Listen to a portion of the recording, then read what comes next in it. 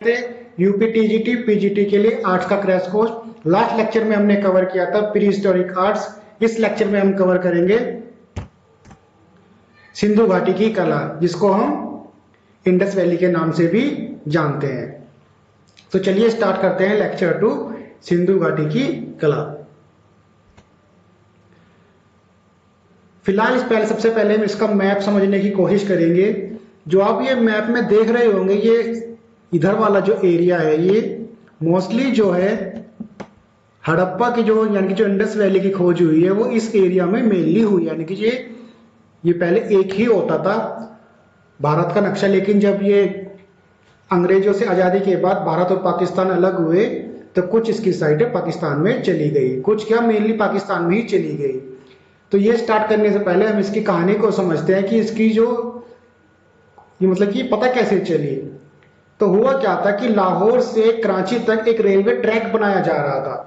उस ट्रैक के दौरान जब खुदाई करी गई तो वहां पर ये हमें अवशेष मिले। तो इस तरीके से हड़प्पा की खोज हुई।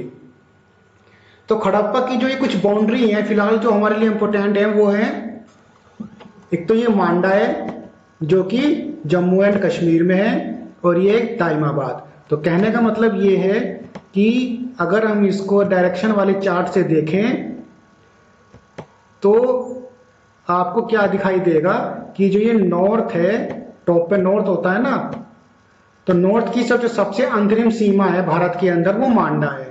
वो जो साउथ की जो अंतिम छोर है वो दाइमाबाद है महाराष्ट्र के अंदर। आई होप आपको ये समझ में आ गया होगा कि मांडा नॉर्थ में अंतिम छोर है और साउथ में अंतिम छोर क्या है, दाइमाबाद महाराष्ट्र के अंदर। ये अक्सर पूछ लिया जाता है कि हड़प्पा सभ्यता की नॉर्थ की लास्ट सीमा कौन सी है, तो वो मांडा है और साउथ में दाइमाबाद है। ऐसे ही वेस्ट में कौन सी है, गुजरात के अंदर जो आपको दिखाई दे रहा है ये सुरकोटड़ा, ये गुजरात के अंदर है, ये इसकी वेस्ट सीमा है। और ईस्ट में मेरठ के पास यानी कि हमारे यूपी में ही आलमगीर नाम की एक जगह है, वो ये आपको दिखाई दे रही होगी मैप में। ये हमारी ईस्ट की लास्ट लोकेशन है हड़प्पा इंडस वैली की।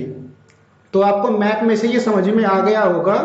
तो जो हमारी प्राचीन नदी है सिंधु नदी, ये उसके आसपास के जो इलाके हैं ये वहां पाई गई सभ्यता थी, इसलिए उसी के नाम पर इसको सिंधु घाटी सभ्यता कहा गया। इसको नदी घाटी सभ्यता भी कहते हैं। तो नॉर्थ में अंतिम छोर कौन सा है, मांडा, साउथ में दाइमाबाद, वेस्ट में सुरकोटड़ा और ईस्ट में आलमगीर। आई होप आपको ये चारों के चारों बाउंड्री समझ में आ गई होंगी जो भारत के अंदर। यहां से एक क्वेश्चन बन जाता है।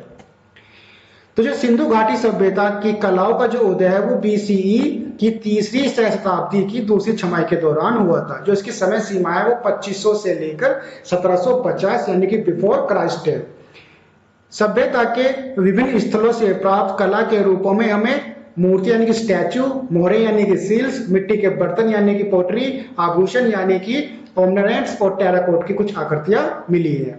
उस समय के कलाकारों में निश्चित रूप से कलात्मक संवेदनाएं और अद्वितीय थे। और टेराकोटा की जो कला के मामले में तो जानवरों की आकृति का जो मॉडलिंग है वो बेहद ही सावधानी से किया गया है। तो मेनली क्वेश्चन ये बहुत डीप क्वेश्चन वाला है कि जानवरों की आकृति के लिए मेनली किसका यूज किया जाता था, वो टेराकोटा की कला का यूज किया जाता था। तो ये टेराकोटा होता क्या है, जैसे आपने घर में भी देखा होगा दिए वगैरह जो लाल रंग की मिट्टी होती है, बेसिकली ये टेराकोटा वही है।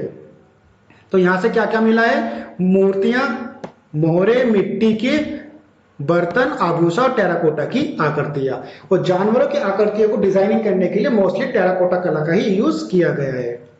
सिंधु घाटी सभ्यता के दो प्रमुख स्थल हैं। एक तो सिंधु नदी के किनारे उत्तर में क्या है, हड़प्पा, और दक्षिण में है मोहनजोदड़ो। तो फिर से अगर हम डायरेक्शन वाला चार्ट बनाएं तो ये ऊपर जो क्या होता है, नॉर्थ होता है, नॉर्थ में क्या है, हड़प्पा, और उसमें साउथ में क्या है, सिंधु नदी के किनारे वो हमारा मोहनजोदड़ो है। मोहनजोदड़ो के बारे में ये बताया जाता है कि ये आज के जमाने जो हम आज की जो ये नागरिक जीवन जी रहे हैं, ये उस टाइम पे इससे भी एडवांस नागरिक जीवन जीते थे। यानी कि शहरी सभ्यता थी ये।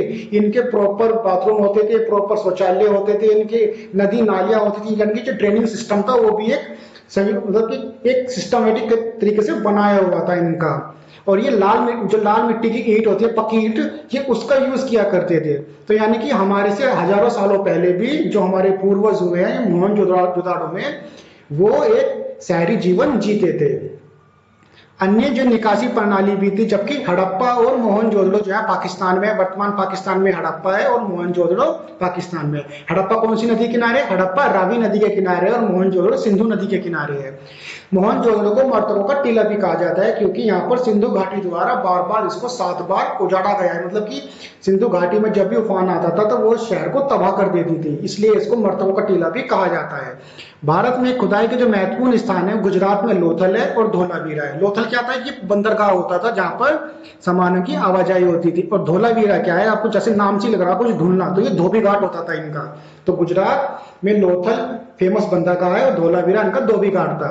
हरियाणा में राखीगढ़ी। तो आपको आई होप तीनों की लोकेशन याद हो गई होगी। नहीं याद हुई तो आप वीडियो को एक बार देखना, 2 बार देखना, तीसरी बार आपको ये रटी जाएंगे। गुजरात में क्या है? लोथल और धोलावीरा है। धोलावीरा का धोबी घाट था और हरियाणा में राखीगढ़ी है। ऐसे ही पंजाब में रोपड़ है और राजस्थान में कालीबंगा, यानी काली चूड़ियों का शहर।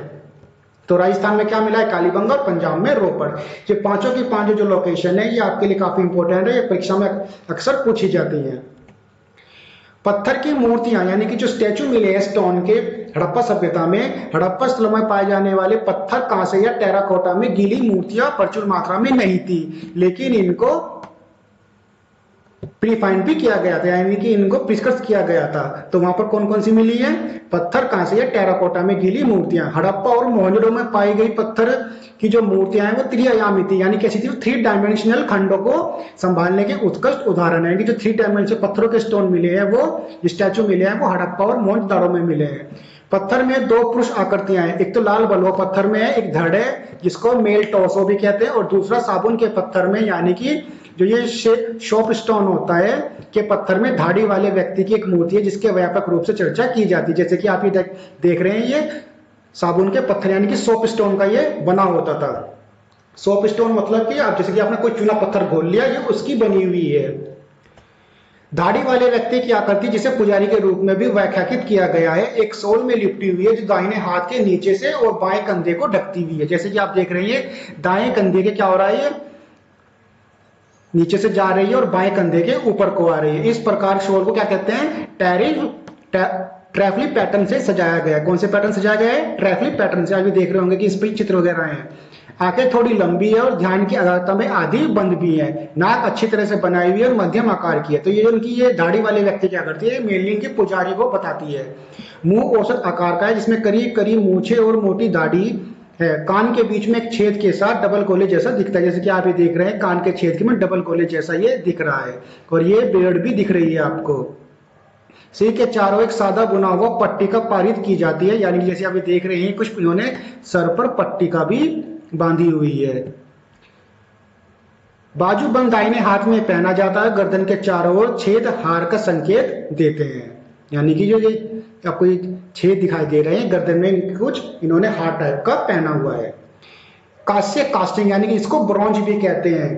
तो ये एक तरीके से ये जो सिंधु घाटी सभ्यता है इसको ताम्र सभ्यता भी कहते हैं, यानी कि तांबे की सभ्यता कहते हैं। यानी कि लोहे की खोज कब हुई थी? वो उत्तर वैदिक काल में हुई थी, यानी कि तब तक सिंधुवासियों को लोहे का ज्ञान नहीं था, तो वो कांस्य में ही कास्टिंग करते थे। तो हड़प्पा वासियों द्वारा कांस्य ढुलाई की कला को व्यापक पैमाने पर अभ्यास किया गया था। उनकी कांस्य प्रतिमाओं को लोस्ट वैक्स तकनीक के उपयोग करके बनाया गया था और सूखने दिया जाता था। ये लोस्ट वैक्स वैक्सिंग क्या होती है? आपने देखा होगा कि जैसे कि बंजारे टाइप के पहले आते थे, वो क्या करते थे? पहले मूर्तियों को मिट्टी के लेप से ढक देते थे और फिर उस पर एक मोम का जो गरम किया था पिघला हुआ मोम मिट्टी के आवरण में एक छोटे छिद्र से छेद के माध्यम से बाहर निकाला गया। इस प्रकार बनाया गया जो खोखला सांचा पिघली हुई धातु से भरा हुआ था, जिसने वस्तु का मूल आकार लिया था। धातु के ठंडा होने के बाद मिट्टी के आवरण पूरी तरह से हटा दिया गया। कांसे में हम मानव के साथ साथ जानवरों के चित्र भी पाते हैं। तो यानी कि ब्रॉन्ज कास्टिंग इसका यूज किया जाता था, लोस्ट वैक्स का यूज किया जाता था। इसमें अगर इसके स्थान पर आप मोम की जगह आप सिल्वर का यूज भी कर सकते हैं। उससे क्या बन जाएगी? उससे सिल्वर की स्टैचू बन जाएगी, यानी तो सिल्वर कास्टिंग हो जाएगी। यानी कि पहले तो एक मूर्ति की शेप बना देते थे, फिर उसको सुखा दिया था और सुखाने के बाद उस मोम को गर्म करने के बाद एक किसी सांचे की सहायता से उस पूरी हमने मिट्टी बनाई है, उस मिट्टी की जो हमने स्टैचू बनाई है उस पर ये गिराते थे। उसमें हम आज की डेट में सिल्वर का भी यूज कर सकते हैं, गोल्ड का भी यूज कर सकते हैं। तो वो क्या हो जाएगी, सिल्वर कास्टिंग, गोल्ड कास्टिंग। तो आपको आई होप समझ में आया कास्टिंग ये कैसे करते होंगे, कि इन्होंने पहले मिट्टी की मूर्ति बनाई, उस पर फिर इन्होंने किसी इक्विपमेंट की सहायता से जो भी चीज, जिस भी चीज की इन्हें बनानी होगी वो गर्म करके उसको मिट्टी के जो हमने स्टैचू बनाया है उसके ऊपर इन्होंने गिर दिया, और जब वो सूखने के बाद मिट्टी को उन्होंने हटा दिया, तो वो क्या बन जाएगी, वो एक स्टैचू बन जाएगी। हड़प्पा सभ्यता का सबसे अच्छा उदाहरण जो है वो डांसिंग गर्ल नाम की एक लड़की की मूर्ति है। डांसिंग गर्ल नाम की लड़की को आगे डिस्कस करेंगे स्लाइड में। जानवरों की मूर्तियों में से एक भैंस अपने ऊपर उठा हुआ सिर, पीठ और व्यापक सिंगों के साथ, और बकरी कलात्मक योग्यता के हैं। यानी कि जानवरों की मूर्ति में क्या है, एक भैंस है, अपने ऊपर उठा हुआ सिर है उसका, और पीठ है व्यापक सिंगों के साथ, और बकरी कलात्मक योग्यता के है। सिंधु घाटी सभ्यता के प्रमुख केंद्रों में कांस्य ढलाई लोकप्रिय थी। कौन सी ढलाई थी, जैसे मैंने पहले कहा है ये तांबे युगीन सभ्यता, इनकी ब्रॉन्ज की सभ्यता है। ये लोथल के तांबे के कुत्ते और पक्षी पाए जाते हैं। लोथल में क्या पाए गए हैं, तांबे के कुत्ते और पक्षी। एक क्वेश्चन तो आपको यहीं से बन गया है कि हड़प्पा सभ्यता में तांबे के कुत्ते और पक्षी कहाँ पाए गए हैं, तो गुजरात में लोथल से पाए गए हैं। कालीबंगन में क्या पाया गया है, एक बैल की कांस्य की आकृति मिली गई है। तो यानी कि बैल कहाँ मिला है, कालीबंगन राजस्थान के अंदर, और कुत्ते की और पक्षी की मूर्ति कहाँ मिली है, ये लोथल में मिली है। किसी भी तरह हड़प्पा और मोहनजोदाड़ो से तांबे और कांसे की मानव आकृतियां कमतर नहीं है। यानी कि जो हड़प्पा और मोहन जो वर्तमान पाकिस्तान में है, वहां पर जो तांबे और कांसे की जो मानव की आकृतियां हैं, ये भारत के अंदर मिले हैं, कुत्ते और पक्षियों की जो मूर्तियां मिली है, उससे ये कहीं तक भी कम नहीं है। यानी कि ये भी अपना एक वैल्यू रखती है। धातु ढुलाई एक सतत परंपरा प्रतीत होती है। बाद में हड़प्पा और महाराष्ट्र में दाइमाबाद, जैसे मैंने स्टार्टिंग में ही डिस्कस किया था कि जो हड़प्पा सभ्यता की भारत के अंदर दक्षिणी सीमा कौन सी है, तो वो दाइमाबाद है। देश दक्षिण देश है दाइमाबाद। जैसे ताम्र पाषाण स्थलों ने धातु काष्ठ संस्कृतियों के उत्कृष्ट उदाहरण दिए हैं। मुख्य रूप से मानव और पशु आकृतियों का यहाँ पर समावेश आपको देखने को मिलेगा हड़प्पा सभ्यता के अंदर। यह दिखाता है कि कैसे मूर्ति कला की परंपरा सदियों से चली आ रही है। फिर बात करेंगे हम टेराकोटा की। सिंधु घाटी के लोगों ने टेराकोटा की छवियां भी बनाई, लेकिन पत्थर और कांस्य मूर्तियों की तुलना में मानव रूप के टेराकोटा प्रतिनिधि सिंधु घाटी में कच्चे हैं। कहने का मतलब ये है कि सिंधु घाटी में जो ये टेराकोटा की जो खिलौने वगैरह मिले हैं, मूर्तियां मिली हैं, ये कांस्य की मूर्तियों की तुलना में थोड़े से कच्चे हैं। वे गुजरात स्थल और कालीबंगा में अधिक यथार्थवादी है। यानी कि जो भारतीय साइट है गुजरात के अंदर लोथल और राजस्थान के अंदर कालीबंगा, यहाँ पर मिट्टी के जो स्टैचू वगैरह हैं ये कहीं ज्यादा इनसे इंपॉर्टेंस क्वालिटी के मामले में रखते हैं। सिंधु मूर्तियों में सबसे महत्वपूर्ण वे हैं जो मार्स देवी का प्रतिनिधित्व करती है। कहा जाता है कि जो सिंधु घाटी के लोग थे वो मार्स देवी की पूजा करते थे। टेराकोटा में हम कुछ मूर्तियां और दाढ़ी वाले पुरुषों को भी देखते हैं, जैसे कि आप ये डायग्राम में देख रहे होंगे, यहाँ पर कुछ मूर्तियां हैं जो दाढ़ी वाले पुरुषों को भी दिखाते हैं, और ये टेराकोटा के कुछ खिलौने का एक एग्जाम्पल है। जिनके बाल कैसे होते थे, कुंडलित, कुंडलित मतलब करली, जिनकी मुद्रा कठोर रूप से सीधी होती है और पैर थोड़े अलग होते हैं, और हाथ शरीर के किनारों के समांतर होते हैं। इस आकृति को ठीक उसी स्थिति में दोहराने से पता चलता है कि वह एक देवता था। एक सींग वाला जो देवता का टेराकोटा का मुखड़ा भी मिला है। ये क्वेश्चन बहुत पूछा जाता है कि एक सींग वाला देवता कहाँ मिला है, और वो टेराकोटा का मुखौटा है जो हड़प्पा सभ्यता के अंदर ही मिला था। टेराकोटा में पहियों, सीटी, खड़खड़ाहट, पक्षियों और जानवर, गैनमैन और इसके साथ खिलौना गाड़ियां भी प्रस्तुत की गई है। यानी कुछ ये टॉयज वगैरह हैं टेराकोटा के। मोहरे टेराकोटा टॉयज से मतलब अगर आपको नहीं समझ पा रहे हो तो थोड़ा सा इमेजिन करने की कोशिश करना कि जैसे बच्चे खेलते हैं मिट्टी के खिलौनों से, तो ये टेराकोटा के खिलौने वही है। फिर आते हैं मोहरे, जिन्हें इंग्लिश में सील्स भी कहते हैं। पुरातत्वविदों ने हजारों मोहरों की खोज की है जो ज्यादातर स्टेटाइट यानी कि सेल खट्टी से बने हैं, और कभी कभी ये एगेट, चेट क्या होती है, मिट्टी और चीनी मिट्टी का मिश्रण होता है। तांबा, फेनेस और टेराकोटा, जिन पर गेंडा बैल, गेंडा, बाघ, हाथी, बाइसन क्या होता है, एक तरीके का बफेलो होता है, बकरी, भैंस आदि के चित्र अंकित है। मेन रूप से जो ये एक सींग वाला ये जानवर है, ये यहाँ की ये सिंधु घाटी सभ्यता में पाया जाता है, और ये क्या है, यहाँ की एक चकोर मुद्रा है। इन मोहरों के उत्पादन का उद्देश्य मुख्यतः क्या था, व्यवसायिक बिजनेस योग। सिंपल सी बात है कि बिजनेस करने के लिए हमें क्या चाहिए, मनी चाहिए, तो ये मोहरे वही है। ऐसा प्रतीत होता है कि मोहरों का उपयोग ताबीज के रूप में भी किया जाता था, क्योंकि चकोर हो सकता है गले में पहन लेते होंगे, जो उनके मालिकों के व्यक्तियों पर अंकित होते थे, शायद आधुनिक पहचान पत्र के रूप में, कि शायद ये उनका आइडेंटिटी कार्ड है, जैसे कि आज की डेट में आइडेंटिटी कार्ड चलते हैं, शायद ये कुछ उनका आइडेंटिटी कार्ड होगा मालिकों का। मानक हड़प्पा जो मोहरे हैं वो 2x2 वर्ग इंच की वो एक चकोर पट्टिका होती है, जिसे स्टेलेट सेल खट्टी से बनाया गया था। प्रत्येक मोहरे एक चित्रात्मक लिपि में उकेरी गई है, जिसे अभी तक समझा नहीं जा सका है। जैसे कि आप ये देख रहे हैं, ये इनकी लैंग्वेज है चित्रात्मक, इसे आज तक भी पढ़ा नहीं जा सका है। इसी कारण से हड़प्पा सभ्यता को आज ऐतिहासिक काल में रखा गया है, यानी कि उनके अवशेष तो हैं लेकिन उनको पढ़ा नहीं जा सकता। हाथी दांत में कुछ मोहरे भी मिली हैं, वे सभी विभिन्न प्रकार के रूपांकनों को धारण करती हैं। ज्यादातर जानवर जिनमें बैल भी शामिल है, जो कुबड़ के साथ भी है, बिना कुबड़ के साथ भी है। हाथी, बाघ, बकरी और राक्षस भी मुद्राओं पर मिले हैं। कभी कभी पेड़ों या मानव आकृतियों को भी हटा दिया जाता था। सबसे उल्लेखनीय मोहर वह है जिसे केंद्र में एक आकृति और आसपास के जानवरों के साथ चित्रित किया गया है। इस मोहर को आमतौर पर कुछ विद्वानों ने पशुपति मोहर के नाम से पहचाना है। तो सिंधु घाटी के जो लोग किसकी पूजा करते थे, वो पशुपति, पशुपति मतलब शिव की पूजा करते थे वो, जबकि कुछ इसे महिला देवता के रूप में भी पहचानते हैं। जो आप देख रहे होंगे ये लैब बनाकर जो बैठी हुई है मानव आकृति, इसमें दर्शाया गया है। इसमें एक हाथी है और एक बाघ है बैठे हुए, दाईं ओर चित्रित किए गए हैं, और इसमें कुछ नीचे 2 मोर भी दिखाए गए हैं, जबकि बाईं ओर एक गैंडा है और एक भैंसा को देखा गया है। इन जानवरों के अलावा 2 मर्ग भी दिखाए गए हैं। इस तरह की मोहरें 2500 से 1900 ईसा पूर्व के बीच है। तो सिंधु घाटी सभ्यता की समय सीमा क्या है, 2500 से, बस यहाँ पे आपको क्या कर देना है, 1750 ईसा पूर्व तक है। तो यानी कि जो मोहरें मिली है कहां तक मिली है, 2500 से लेकर 1990 ईसा पूर्व के बीच की है। सिंधु घाटी के प्राचीन शहर मोहनजोदाड़ो जैसे स्थलों में तो काफी संख्या में ये मोहरे पाई गई है। तो जो सिंधु घाटी का सबसे नगरीय जो शहर था वो मोहनजोदाड़ो था, जो किसके किनारे था, सिंधु नदी के किनारे था। आकृति और जानवरों को उनकी सतहों पर उत्कीर्ण में उकेरा गया है। चकोर या आयताकार तांबे की गोलियां भी मिली हैं, एक तरफ जानवर या एक मानव आकृति, दूसरी तरफ एक शिलालेख या दोनों तरफ एक शिलालेख भी मिला है।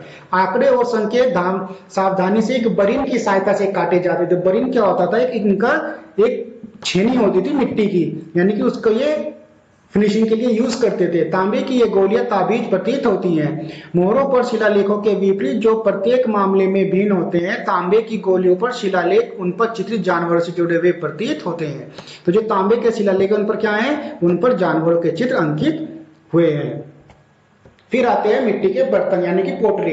इस स्थलों से बड़ी मात्रा में मिट्टी के बर्तनों की खुदाई की गई है। सिंधु घाटी की मिट्टी के बर्तनों में मुख्य रूप से बहुत महीन पहिया निर्मित माल होते थे, यानी कि ये जो कुम्हार के चाक के पहिए होते हैं ये उनसे निर्मित होते थे। इन बर्तनों की विशेषता क्या है कि इन पर चित्रण होता था। क्या होता था, इन पर चित्रित बर्तनों की तुलना में सादी मिट्टी के बर्तन अधिक सामान्य है। सादे मिट्टी के बर्तन आमतौर पर लाल मिट्टी के होते थे, जिसमें बारीक लाल या भूरे रंग की पट्टी होती भी थी या नहीं भी होती थी। इसमें घुंडी के पंक्तियों के साथ अलंकृत घुंडी वाले बर्तन शामिल थे। काले रंग के बर्तन पे क्या होता था, लाल मिट्टी का महीन लेप होता था, जिसे चमकदार काले रंग में ज्यामिति और जानवरों के डिजाइन होते थे। जैसे कि आप ये देख रहे हैं, इस पे क्या होता था, ज्यामिति या जानवरों के डिजाइन होते थे, काले रंग के, चमकदार काले रंग के होते थे।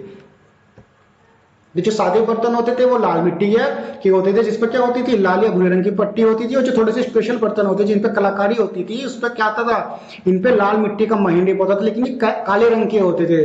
काले रंग के हुए, थोड़े से इन पे लाल मिट्टी का महीन लेप कर दिया, जिसमें चमकदार काले ज्यामितीय जानवरों के डिजाइन पाए जाते हैं। पॉलीक्रोम मिट्टी के बर्तन दुर्लभ हैं और मुख्य रूप से लाल, काले और हरे, शायद ही कभी सफेद और पीले रंग में भी ज्यामितीय पैटर्न से सजाए गए छोटे फूलदान भी शामिल है। यानी कि जो पॉलीक्रोम मिट्टी के बर्तन है वो बहुत कम मात्रा में मिलते हैं। मुख्य रूप से तो यहाँ लाल, काले यानी कि रेड, ब्लैक और ग्रीन, या शायद ही कभी सफेद और पीले रंग से ज्यामितीय पैटर्न से सजाए गए होंगे। कटे हुए बर्तन भी दुर्लभ हैं और कटे हुए अलंकृत धूपदान के किनारों तक हमेशा अंदरों चढ़ाने के बर्तनों तक ही सीमित थे। छिद्रित मिट्टी के जो बर्तन है, नीचे की तरफ एक बड़ा छेद होता था उनमें, और पूरी दीवार पर क्या होता था, छोटे छेद शामिल होते थे। संभवतः ये पेय को छानने का इस्तेमाल किए जाते हैं, ये छन्नी का काम करते होंगे इनके लिए। जैसे कि आपने देख रहे हैं इसके अंदर ये होल है इनके, तो ये क्या है, इनका जो पेय होता होगा उसको छानने का काम करते हैं। जैसे कि हमारे यहाँ किचन वगैरह में छन्नी का यूज किया जाता है आटे को छानने के लिए। तो कुछ इनका ये ऐसा कुछ सिस्टम होगा इनका, ये भी मिट्टी के बर्तनों का ही है, जो ये मेन रूप से लाल, काले और हरे रंग के थे, शायद सफेद मिट और पीलिंग पर ज्यामिति पैटर्न होता था। फिर आते हैं इनके मोती और आभूषण, जहां हार, पट्टिया, बाजूबंद, अंगूठी आमतौर पर दोनों द्वारा पहने जाते हैं। दोनों द्वारा मीन्स मेल और फीमेल द्वारा, दोनों के द्वारा ही ये पहने जाते हैं। कौन कौन सी? हार, पट्टिया, बाजूबंद और अंगूठी, यानी कि फिंगर रिंग्स। वहीं जो महिलाएं हैं वो कमरबंद, झुमके और पायल पहनती थी। मोहनजोदाड़ो और लोथल में तो पाए जाने वाले आभूषण में सोना भी मिला है, यानी कि सोने के आभूषण भी मिले हैं, और अर्ध कीमती पत्थरों के हार, तांबे के कंगन और मोतियां, सोने के झुमके आदि मिले हैं। वहीं हरियाणा के फरमाना में कब्रिस्तान मिला है। कहाँ मिला है? हरियाणा के फरमाना में कब्रिस्तान मिला है, जहां शवों को गहनों के साथ दफनाया गया था। तो यानी कि एक क्वेश्चन यहाँ से और बन गया कि शवों को गहनों के साथ कहाँ दफनाया जाता था, तो वो हरियाणा के फरमाना नाम के कब्रिस्तान मिला है, वहां पर शवों को गहनों के साथ दफनाया गया था। चिंदोड़ा और लोथल में खोजे गए कारखानों से स्पष्ट है कि मन का उद्योग अच्छी तरीके से विकसित हुआ है। चिंदोड़ा जो वर्तमान पाकिस्तान में है, लोथल जो गुजरात के अंदर है। मन के कार्य जो मन के यानी कि जो आभूषण वगैरह हैं वो कालियन, नीलम, जैस्पर, क्रिस्टल, क्वार्ट्ज, स्टेटाइट यानी कि जो सिलखटी होती है, फिरोजा, लैपिस और लालूजी आदि से बने होते थे। तांबे का, कांस्य और सोने जैसी धातुएं और शैल, फाइनेंस और टेराकोटा या जली हुई मिट्टी का उपयोग मोतियों के निर्माण के लिए भी किया जाता था। तो तांबे का, कांस्य और सोना जैसी धातुओं का किसको यूज किया जाता था? आभूषण बनाने के लिए यूज किया जाता था। टेराकोटा और जली हुई मिट्टी का उपयोग भी मोतियों के निर्माण के लिए किया जाता था। मोती जो थे वो अलग अलग आकार में होते थे, जैसे कि डिस्क के आकार, यानी कि डिस्क होती है, बेलनाकार, शेकल और बैरल के आकार का, और खंडित भी होते थे वो। तो यहाँ से भी एक क्वेश्चन और बन सकता है कि जो वहां पर वो मन के मिले हैं हड़प्पा सभ्यता में, वो किस आकार के होते थे? वो डिस्क के आकार के, बेलनाकार भी हो सकते थे, शेरिकल और बैरल के आकार का, और खंडित भी हो सकते थे। कुछ मोतियों को 2 या 2 से अधिक पत्थरों से बनाया गया होगा। कुछ पत्थरों को सोने के आवरण के साथ बनाया गया, कुछ को उकेरने या पेंटिंग से सजाया गया होगा, तो कुछ पर डिजाइन उकेरे गए होंगे। इन मोतियों के निर्माण में महान तकनीकी कौशल का प्रदर्शन किया गया है। हड़प्पा के लोगों ने जानवरों, विशेष रूप से बंदरों और गिलहरियों का उपयोग पिंसिर और मोतियों के रूप में भी किया है। तो ये क्वेश्चन और बन सकता है यहाँ से कि पिन और मोतियों के रूप में किन जानवरों का यूज किया गया था? तो बंदरों और गिलहरियों का विशेष रूप से यूज किया गया था, जो कि प्राकृतिक रूप से क्या थे? एक प्राकृतिक मॉडल थे। सिनेबार को कॉस्मेटिक के रूप में इस्तेमाल किया जाता था, यानी कि जो सिनेबार था उसको कॉस्मेटिक के रूप में इस्तेमाल किया जाता था। फेस पेंट, लिपस्टिक और कोलियम क्या होता है? आईलाइनर भी उन्हें पता थे, यानी कि वो इतने एडवांस लोग थे कि उन्हें फेस पेंट के बारे में पता था, लिपस्टिक के बारे में भी पता था और आईलाइनर के बारे में भी पता था। धोलावीरा में तो कई पत्थर के संरचनात्मक अवशेष भी पाए गए हैं, जो दिखाते हैं कि सिंधु घाटी के लोग निर्माण में पत्थर का इस्तेमाल तक करते थे। सिंधु घाटी के कलाकार और शिल्पकार विभिन्न प्रकार के शिल्प, धातु की नक्काशी, पत्थर की नक्काशी, मिट्टी के बर्तनों को बनाने और चित्रित करने, और जानवरों, पौधों और पक्षियों को सरलीकृत रूपांकन का उपयोग करके टेराकोट के चित्र बनाने में भी वो बेहद कुशल थे, यानी कि वो तो एडवांस थे हमसे हर मामले में। आज के जमाने के अगर हम कंपेयर भी करें तो तब भी हमसे कई गुना एडवांस थे वो। नृत्य करती हुई लड़की, जो मोहनजोदाड़ो की फेमस जो मूर्ति है वो नृत्य करती हुई लड़की है। ये क्या है? ये लगभग 4 इंच ऊंची तांबे की आकृति की एक मूर्ति है, जो कहाँ पाई गई थी? मोहनजोदाड़ो में पाई गई थी। तो ये मोहनजोदाड़ो की नृत्य करती हुई लड़की कहाँ पाई गई है? मोहनजोदाड़ो में पाई गई है। ये उत्कृष्ट कास्टिंग में एक लड़की को दर्शाया गया है, जिसके बाल एक बन में बंधे हुए हैं, बाले उसकी बाई भुजा को ढकते हैं, एक कंगन और ताबीज या बैंगल उसकी दाहिनी भुजा को सुशोभित करता है, और इसके गले में कोड़ी की खोल का हार दिखाई देता है। उसका दाहिना हाथ उसके कोले पर है, उसका बायां हाथ पारंपरिक भारतीय नृत्य मुद्रा में है। उसकी बड़ी आंखें और सपाट नाक है। आपसे ये सब नहीं पूछा जाएगा, बस सीधा ये पूछा जाएगा कि नृत्य करती हुई नृत्य की मुद्रा में पारंपरिक भारतीय शैली की मूर्ति कहाँ मिली है? तो वो मोहनजोदाड़ो में मिली है। एक क्वेश्चन यहाँ से बस ये और बन सकता है कि उसकी जो हाइट है वो कितनी है? तो वो 4 इंच ऊंची तांबे की आकृति की है। तो ये कहीं की है? ये तांबे की आकृति की है। सांड भी मिला है वहां पर मोहनजोदाड़ो के एक बैल के, यह भी कांस्य प्रतिमा का उल्लेख के, ये भी मिला, ये भी कांस्य प्रतिमा का एक उल्लेखनीय उदाहरण है। सांड की विलासता, इनकी विशालता, आरोप के रोष को व्यापकता के व्यक्त किया गया है। जानवर को उसके सिर के दाईं ओर गर्दन के चारों ओर एक रस्सी के साथ खड़ा दिखाया गया है। जो आप गले में देख रहे हैं, ये इसके गले में एक रस्सी बांधी हुई है, ऐसे दिखाया गया है। ये भी कहीं की है, कांस्य की है। एक नरधर यानी कि जो मेल टोर्सो मिला है, ये लाल बलुआ पत्थर का होता था। एक क्वेश्चन यही बन गया कि जो मोहनजोदड़ो या हड़प्पा सभ्यता में मेल टोर्सो मिला है कि नर बना है, वो किस पत्थर का है? तो लाल बलुआ पत्थर का मिला है। इस आकृति में सिर और भुजा को जोड़ने के लिए गर्दन और कंधे में गर्त का छिद्र होते हैं। धड़ की ललाट मुद्रा को जानबूझकर अपनाया गया है। कंधे ठीक है और पेट थोड़ा सा उभरा हुआ है, यानी कि थोड़ा सा क्या है, ये पेटू है। चित्रित मिट्टी के जार यानी कि पेंटिंग पोएट्री जार। मोहनजोदड़ो में पाया जाने वाला यह घड़ा कुम्हार के चाक पर मिट्टी से बनाया जाता था। तो मैं लास्ट लेक्चर में भी मैंने कवर किया था कि कुम्हार का जो पहिया है, इनके पहिए का आविष्कार किसमें हुआ था? वो नवपाषाण काल में हो चुका था। तो कुम्हार के जो चाक पर मिट्टी से बनाया जाता था, मिट्टी के नमूने को पकाने के बाद उसमें क्या किया जाता था? काले रंग से रंगा जाता था उसको। तो ये स्टेप बाय स्टेप आप इसको समझने की कोशिश करना कि पहले क्या हुआ, कुम्हार ने अपनी चाक पर मिट्टी का बर्तन बनाया, फिर उसने मिट्टी के पकाने के बाद उसने क्या किया, काले रंग से उसको रंग दिया, और फिनिशिंग टच के रूप में उसने क्या किया, हाई पॉलिशिंग की गई थी। और रूपांतरण के रूप में उसने क्या किया, वनस्पति और ज्यामितीय पैटर्न का भी उस पर यूज किया गया है। किस पर? इस पेंटिंग जार पर।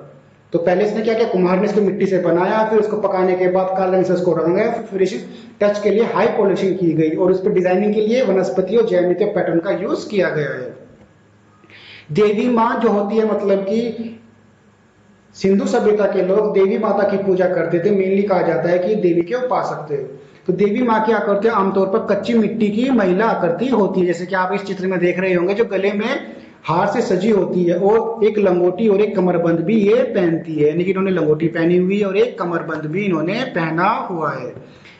पंखे के आकार का सिर पोशाक है, जैसे कि आप ये देख रहे हैं कि ये मुकुट है, ये पंखे के आकार का है, जिसके दोनों ओर कप जैसा प्रक्षेपण होता है। सिंधु घाटी की देवी माँ की विशेष सजावटी विशेषता है, आकृतियों की प्लेटें और आंखें चोंच वाली नाक बहुत कच्ची है, यानी कि चोंच वाली नाक के रूप में उन्होंने इसको दिखाया है। तो ये इनकी देवी माँ की मूर्ति है। आई होप आपको ये सेशन अच्छा लगा होगा, तो कमेंट सेक्शन में बताना कि आपको ये सेशन कैसा लगा है। और मोर इन्फॉर्मेशन या मोर लेक्चर के लिए प्लीज सब्सक्राइब करें e learning school. Thanks for watching.